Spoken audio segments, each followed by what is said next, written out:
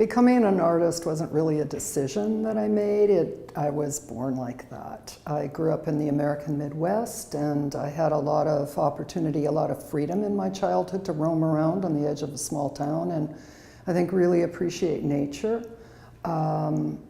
So that was always part of what I did. My favorite school projects were collecting, pressing, and identifying leaves, for instance, and using the seed catalogs. My parents always had a big garden. The seed catalogs, especially the roses, I'd do collages. I mean, I just loved doing that stuff. I went to University of California, Santa Barbara during the Vietnam War, when the Bank of America was burnt and people were shot, and it was a very politicized time, and so the political started coming into my work. And when I came to Canada from the US, I immigrated in my mid-20s and started, well, I was a printmaker from Santa Barbara, printmaking and drawing, so it was two-dimensional mostly, two-dimensional work, and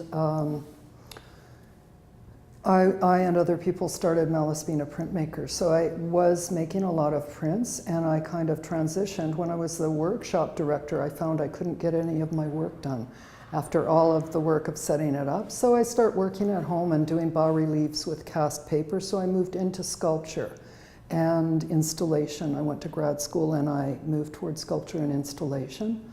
So as my practice has evolved, I enjoy working with space, having more temporary situations that people move through. So working with installation is exciting because you never really know what it's going to look like until you see it. You can do all the planning in the world, all the imagining, but until you actually see the work in the space, you don't know what it's going to look like. And so that's challenging, but it's also exciting. You have no idea when you look at people what they've been through. And so I find the stories very fascinating, and it creates a bridge. And I'm interested in, with this work, creating a bridge to people understanding, first of all, making it more visible that people are working here from Mexico and the Caribbean. I've chosen to concentrate on the Mexicans because it's kind of my community through marriage. My husband is Mexican, and we have a big family in Mexico. My children are half Mexican. So, you know, not to ignore the workers from the Caribbean. There's workers from Quebec also here, but the majority are Mexican in this part of Canada. And just being quite interested in having people become more conscious, more cognizant of the fact that somebody did the work of growing the food that we're eating. You don't just go to Safeway and pay for the tomatoes. Somebody's done the heavy lifting. And also interested in putting names and faces to, you know, there's only 160 people that over the past 3 years that I've worked with that have agreed to participate in the project, but they have their own voice. Even if it's contained on a tortilla, they have an opportunity to say something about their experience in Canada.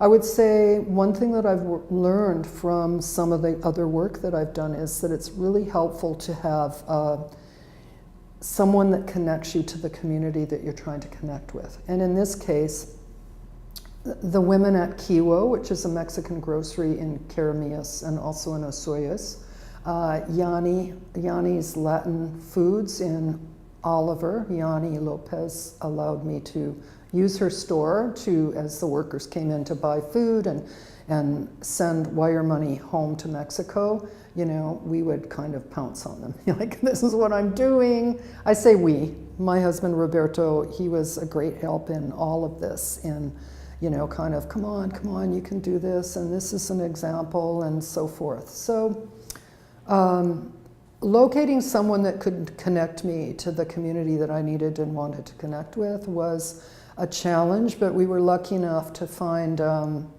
these women at Kiwo, at Yanni's grocery store in Oliver, and also Sandy Diaz-Hart. But we have called these women the madrinas, las madrinas, the godmothers, these women that have helped us access the community. So I would say that that has been a very important part of doing this project, is to have that assistance. You imagine being parachuted into a country that's thousands of miles from your own country and from your own culture. You work on the farm and you live on the farm or the vineyard or wherever you're working. So you're with the same people all the time, and the only time you get into town is maybe once a week to get groceries. So it's quite an isolating experience. You know, it's really about work. And I would say Mexican people are not just about work. They do work very hard, but they also enjoy life and enjoy their families and their friends. And I think that that's also something that's taken away from these people. And, you know, I think that it's hard for them to connect with the community here and the other places that they're working because the language barrier, the race barrier, the cultural barrier, sometimes the gender barrier. But what I have found astounding is just to how open they've been with me to share, allow me to take their photographs, to share a comment from the heart, pretty much from the heart. I would say inspiration can come from a lot of different places. Some of the work I've done, I've seen a title in a bookstore on a shelf and gone, oh, that's really interesting. Learning from salmon, for instance. What do you learn from salmon? So it can come from something I see, something that triggers, you know, an idea. It can be from the newspaper, it can be from a conversation, it can be kind of from daydreaming. So I think there are a lot of sources of inspiration.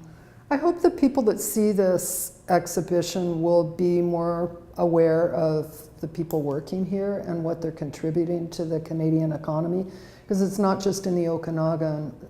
There are foreign workers working in agriculture all across Canada. I think in all but 2 or 3 provinces they're working. And maybe to have a bit more understanding when they see them of who they really are. When you look in the faces and see what they write, to have a better understanding, to bridge between communities, and to have a lot of appreciation for the work that they're doing and what they're contributing here. Maybe also to understand a little bit more about Mexican culture. It's a very difficult thing to really put it all out there because it's immense. It would be like, how do you put Canadian culture into a gallery space? You know, it's huge and it's varied, but I think to really increase understanding, increase understanding, awareness, appreciation, so that when you're sipping the wines or eating the Greek salad, you think a little bit more about the true cost of food, that there is a cost, and these people are pretty much doing the work that Canadians don't want to do. They work up to 16 hours a day when the harvest is on, and it's just work, eat, sleep, work, eat, sleep. And that's really tough to be 8 months away from your family. I mean, some of these people have been coming for 10, 15 years or longer, and what happens? Their children are born and grow up and they're not at home. And I think that also, it's not so far from a lot of us who have families in farming or are from immigrant families, second generation or whatever, to think, well, that's what my parents or grandparents did. You know, they came to a new country, they worked really hard. I would also like to say, I hope people consider that these people are worthy, after coming for so many years, to have immigration status. Because I think, you know, John Vaillant, one of the essays in the catalog, John Vaillant, the writer, brought that point up, and I'm so glad that he did, because these people have spent, some of them have spent a major part of their lives here.